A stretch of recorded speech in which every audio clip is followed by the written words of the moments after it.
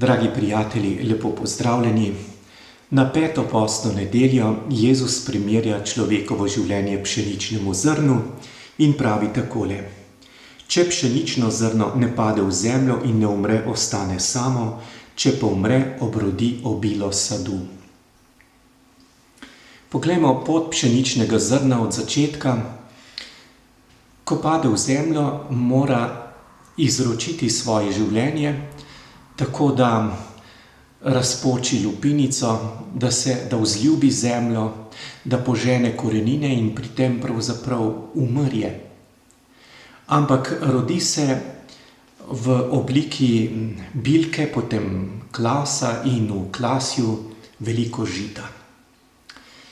Toda to še ni konec njegovega življenja in njegovega darovanja. Nadaljuje se v mlinu. Tam so pšenična zrna zmleta in spečena pozneje v kruh, ki ga ljudje pojemo, in milijoni pšeničnih zrn služijo za življenje sveta. Tako pšenično zrno je naš Gospod Jezus, ki je bil vržen na to zemljo, je to zemljo vzljubil, po njej hodil, oznanil se, daroval. Toda to še ni bilo konec. Moral je biti zmlet v mlinu križa. Smrt je mislila, da je njegovo življenje uničila dokončno. Toda on je smrt premagal, vstal od mrtvih in postal kruh za življenje sveta, ko se nam daje v Božji besedi in v Evharistiji. In Jezus pravi, naj podobno ravnamo tudi mi.